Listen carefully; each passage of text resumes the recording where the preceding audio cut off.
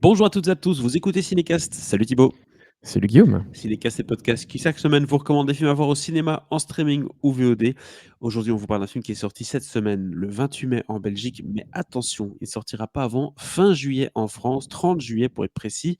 Donc c'est une exclue, on peut le dire, une exclue du petit pays du Nord. J'ai l'Hexagone, mais c'est pas l'Hexagone. Comment est-ce qu'on décrirait la Belgique en termes de forme? Je ne sais pas, c'est pas un Ouais, peu importe. pentagone. Bref, c'est un pays au-dessus de l'Hexagone. Et il sort chez nous donc le 28 mai, 30 juillet en France. Je le répète, c'est un film qui s'appelle Bring Her Back ou Substitution pour les salles françaises. Film réalisé par Michael et Danny Philippou. Michael et Danny, qui sont tous les deux australiens et que tu connais déjà, Thibaut Van Der Werf, puisque leur film précédent a remporté le BIF, en tout cas le prix du BIF. C'était Exactement. pour La Main. Talk to Me, qui avait gagné il y a 2 ans notre Grand Prix, notre Corbeau d'Or. Et les frères Philippou, donc avant de réaliser Talk to Me, qui était un film qui avait fait sa première mondiale à Sundance et que A24 avait acheté la veille de la première mondiale, hein. Donc ils avaient bien senti Oula, ouais. le truc arriver. Et les frères Philippou, pour rappel, ils avaient une chaîne YouTube qui s'appelle le Raka Raka, où ils faisaient pas mal de courts-métrages et tout. Donc les mecs étaient déjà bien rodés, parce que c'était des trucs vraiment de qualité, hein, qu'ils faisaient avant de se mettre au long métrage. Et donc Talk to Me était vraiment une très très bonne surprise il y a 2 ans. Autant dire que Bring Her Back était déjà sur mon radar depuis un petit moment et que j'avais très très hâte de le voir. Et ici, en plus, avec Sally Hawkins dans un des rôles principaux, et puis 2 jeunes comédiens, Billy Barrett et Sarah Wang, c'était assez intriguant. Bon, vous l'avez compris, BIF égale film d'épouvante horreur, hein, forcément, on est dans ce genre de film-là. Film ambiance VHS, truc glauque qui se passe. Alors, ça parle de quoi? Ça parle d'un frère et d'une sœur qui découvrent un rituel terrifiant dans la maison isolée de leur nouvelle famille d'accueil. On s'arrête là, rien de plus. On regarde tout de suite un extrait de la bande-annonce.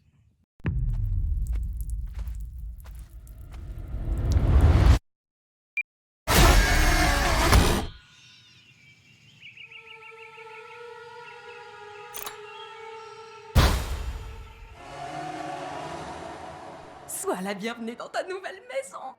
Pipe. Et Mon demi-frère Andy, où est ta canne, chérie? j'évite de l'utiliser. T'as gagné une sœur et un frère. Oliver a perdu sa famille tout comme vous. On s'arrête là-dessus. Que des choses creepy, hein, en tout cas dans ce début de bande-annonce. Si vous aimez les films avec des maisons isolées, des gens bizarres, à mon avis, vous allez, vous avez tombé au bon endroit. Toi, Thibaut, c'est ton dada, évidemment, ce genre de choses. Qu'est-ce que tu as pensé de ce film? En tout cas, quelles sont les choses qui t'ont directement sauté aux yeux? Écoute, je suis sorti de la salle il y a 2 heures là, donc je vais t'en parler très à chaud sans avoir rien Oui, préparé. bouillant même. Je vais m'entendre dire dans les commentaires. Écoute, c'est toujours délicat, et je le dis de temps en temps, hein, d'aller voir un film que tu as hâte de voir. J'avais évidemment pas vu la bande-annonce, et cetera, hein, vous me connaissez. Et donc toujours cette peur d'être déçu. Eh bien, je ne l'ai pas été, vraiment pas du tout, parce que je trouve que la première chose très très positive des frères Philippou, c'est qu'ils savent écrire une histoire. Et la deuxième grande chose positive, c'est qu'ils savent installer une ambiance dans leurs films. Dans Talk to Me, l'ambiance, elle était creepy de ouf, et en même temps, il y avait ce côté un peu léger par le jeu. Et vraiment, ça fonctionnait incroyablement bien.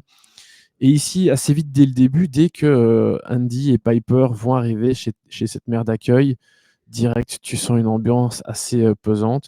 Alors, il y a déjà des choses un peu graphiques qui se passent avant, Mmh. mais vraiment, dès qu'ils arrivent dans cette maison, l'ambiance est déjà très bizarre. Sally Hawkins joue la mère d'accueil, et je l'ai jamais vue aussi bizarre et flippante de ma vie. En même Elle peut temps, le c'est faire, pas. hein, la fille un peu bizarre, un peu zinzin. On l'avait vu déjà dans La Forme de l'eau, où à un moment donné, elle perd un peu la boule et elle a ce côté un peu Oui, le regard fou. ouais, mais c'était bizarre, mignon, poétique, tu vois. Ici, c'est vraiment bizarre, t'as envie de foutre le camp tout de suite, quoi, tu vois. Je vois le genre. C'est pas la mère de Paddington, quoi, tu vois. Oui, c'est vrai. Et non, vraiment, il y a une ambiance très creepy qui s'installe assez vite. Et alors, je peux pas dire que j'ai vraiment eu les boules, mais vraiment, il y a, j'étais pas si bien que ça, tu vois. J'étais là, ok, vraiment l'ambiance, c'est carré. Et c'est rare qu'un film me mette mal, hein. J'ai tellement l'habitude de voir des films d'horreur et des films de genre de manière générale, que vraiment il faut y aller Ouais, c'est ça. pour que j'ai peur et je sais pas c'est quand la dernière fois que j'ai vraiment eu peur au cinéma, tu vois? Mais Sally Hawkins déjà, magnifique. Vraiment magnifique tout du long parce que son personnage est, heu, déjà très, très bien écrit. C'est-à-dire qu'elle joue cette mère d'accueil. On sent tout de suite qu'il y a des choses bizarres avec cette mère d'accueil, hein. Je veux dire, il y a pas vraiment de suspense fait à ce niveau-là. Les c'est pas sur ce mystère que les frères Philippou, jouent, en fait. Mmh. Il y a des trucs bizarres dans cette maison, on te le fait comprendre très, très vite. On sait que, elle va jouer un rôle bizarre et qu'elle va même jouer un double rôle, hein, qu'elle va être d'une certaine façon avec, un des 2 et qu'elle va être d'une autre façon avec l'autre, pour arriver à sa fin. Parce que oui, il y a un objectif derrière tout ce qu'elle va faire et donc vraiment tout du long, son personnage est vraiment très particulier et Sally Hawkins la joue vraiment mais à la perfection. Et clairement, elle contribue grandement à la réussite, de ce film, ça c'est clair. J'aime vraiment beaucoup la façon dont ce mystère est installé, ce qui se passe vraiment dans cette maison. Ça passe par des petites choses, par des éléments de décor, par des plans, par-ci par-là qui nous laissent, qui nous montrent, certains aspects qui arrivent. Hem Et puis ça passe aussi évidemment par, la façon dont les personnages vont évoluer. Le frère et sa sœur, donc en fait la sœur est aveugle, enfin elle est pas aveugle, elle est malvoyante. Donc autant dire qu'elle a énormément besoin de son frère. Enfin, elle est indépendante pour pas mal de choses, mais, t ils sont hyper liés, tu vois? Il est hyper protecteur, bien que leur passé ait été compliqué à cause du père. Je vous en dis pas plus.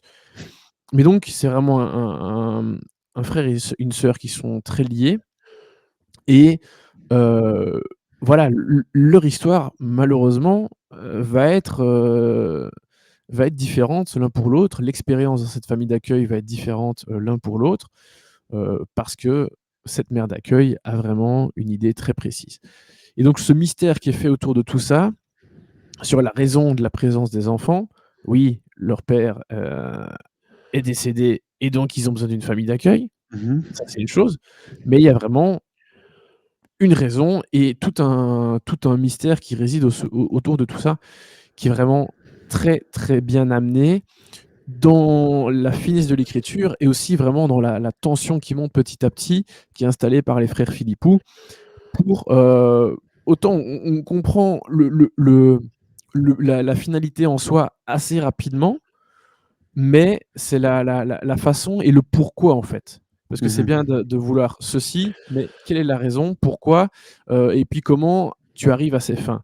Et c'est ça que j'aime bien vraiment beaucoup que j'aime beaucoup dans ce film, c'est que tu comprends assez vite les enjeux et l'objectif de chaque personnage, mais à nouveau, c'est pas, c'est comme, dans un voyage, hein, c'est pas la destination qui compte, c'est le voyage en tant que tel.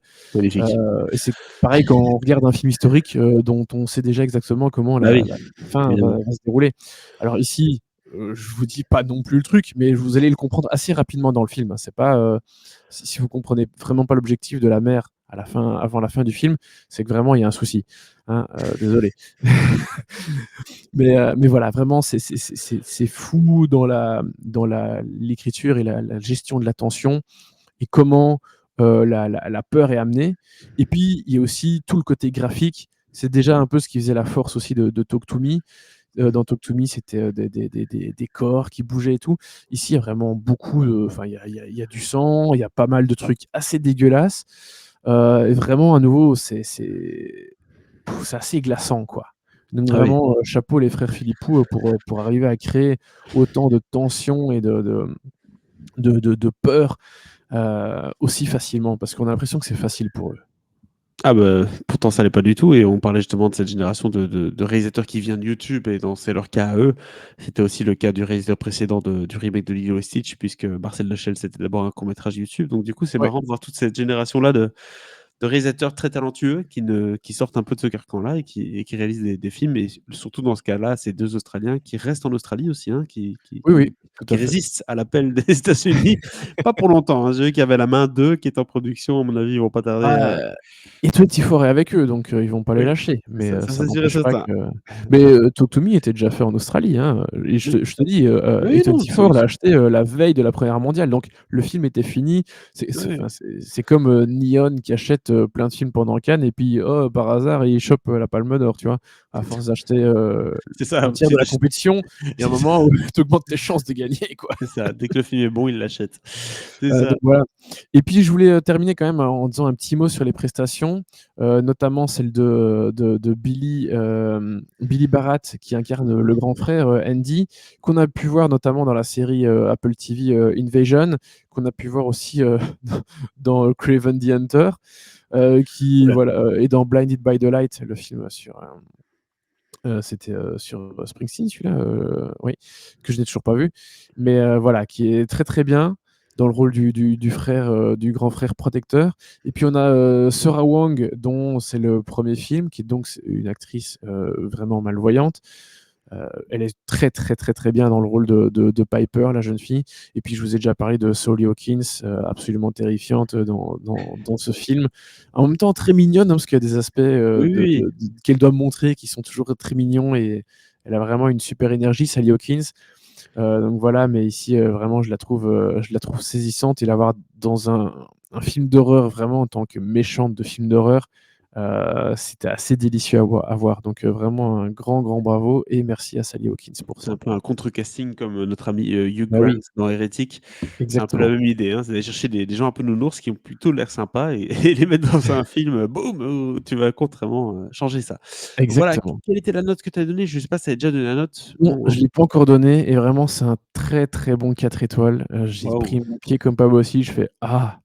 Qu'est-ce que ça fait du bien de pas être déçu par des réals, qu'on attend», et c'est leur deuxième long métrage, et les mecs vraiment, en l'espace de 2 films, Talk to Me et Bring Her Back, donc enfin, La Main et Substitution en français, super titre. Alright.